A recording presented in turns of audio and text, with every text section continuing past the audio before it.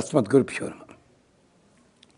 భగవద్బంధువులారా, మనకి ఇది మార్గశిర మాసం కనుక మార్గశిర మాసంలో దాదాపుగా ప్రతిరోజు శ్రీమన్నారాయణునికి సంబంధించిన మంత్రాలే చెప్పుకుంటున్నాం. కార్తీక మాసంలో శివ సంబంధమైన స్తోత్రాలతో కాలం గడిపాం. ఇప్పుడు మార్గశిరం అన్నది శ్రీ మహావిష్ణువుకి ప్రీతిపరం కనుక అలా చెప్తూ అక్కడ కూడా రకరకాల సమస్యలకి స్వామిని కాదు, అక్కడ ఇష్టదైవం ముందు ఈ శ్లోకం చదివినా కూడా ఫలితం లభిస్తుంది. అలాంటిది ఇవాల్టి మంత్రం ఏమిటి అంటే, ధనప్రాప్తి, నష్టద్రవ్య లాభము, మనకి అవసరానికి తగినట్టుగా డబ్బు సమకూడడము, ఈ ఫలితం లభిస్తుంది. ఈ శ్లోకం చూడండి. యజ్ఞేశ అచ్యుత గోవింద మాధవ అనంత కేశవ కృష్ణ విష్ణు హృషీకేశ వాసుదేవ నమోస్తుతే. మళ్ళీ రెండవ లైన్ ఒకసారి మళ్ళీ చదువుకుందాం. కృష్ణ విష్ణు హృషీకేశ వాసుదేవ నమోస్తుతే. ఎందుకు ఇలా చెప్పాల్సి వస్తుందంటే, అయ్యా మేము రాసుకోవడానికి కుదరటలేదు అంటుంటారు చాలామంది. శ్లోకాలు కఠినమైన సమాసాలతో ఉన్నవి ఎక్కడా పలకటం లేదు. మనం సాధారణమైన పద్ధతిలో కూడా కూర్చుని సిద్ధంగా ఉండి కాగితం దగ్గర పెట్టుకుంటే సుఖంగా రాసుకోవచ్చు. తర్వాత మీకు అక్కడ దృశ్యంగా కూడా కనిపిస్తుంది కనుక చూడండి ఒక్కసారి. ఇక్కడ 10 నామములు ఉన్నాయి. యజ్ఞేశ అచ్యుత గోవింద.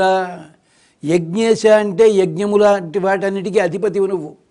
మేము ఎలాంటి పని చేస్తున్నా అది యజ్ఞమే నీకోసం అని చెప్పి యజ్ఞేశ.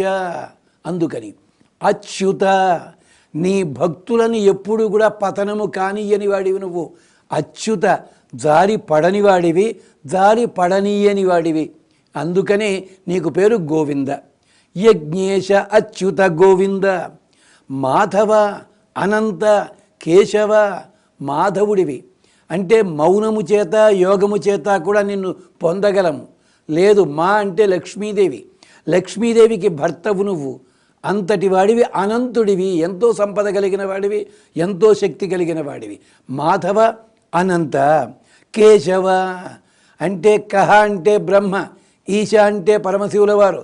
సృష్టి లయలకి మధ్యగా నీ ఉండి స్థితి కలిగిస్తున్న వాడివి. అందుకని కేశవ అయ్యావు. కేశవ నామాసి కేశవ. కృష్ణ విష్ణు హృషీకేశ వాసుదేవ. కృష్ణుడివి, అపరిమితమైన ఆనందాన్ని ఇస్తావు. అంతేనా, కృష్ణ విష్ణు సర్వవ్యాపివి. హృషీకేశ, మా ఇంద్రియములన్నిటికీ కూడా అధిపతివి నువ్వు. హృషీకేశ వాసుదేవ, సకల ప్రపంచము వ్యాపించి ఉండేవాడివి. నమోస్తుతే. అంతకంటే మేమేం అడగం. ఈ 10 నామముల లోపల మా కోరికలు 10 రకాలు అడిగేశావంతే. చూసుకో, నీవే మాకు ఇయ్యి. ఎంత సులభమైన శ్లోకము చూడండి. మరొక్కసారి మళ్ళీ చెప్పుకుందాం. యజ్ఞేశ అచ్యుత గోవింద మాధవ అనంత కేశవ కృష్ణ విష్ణు హృషీకేశ వాసుదేవ నమోస్తుతే. ఈ స్వామిని ఇలా ఆరాధన చేయండి. నష్టద్రవ్యాన్ని తిరిగి పొందండి, ధనప్రాప్తి పొందండి, వైభవాన్ని పొందండి.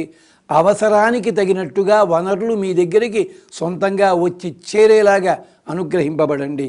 మరి సెలవు, మళ్ళీ కలుసుకుందాం. స్వస్తి.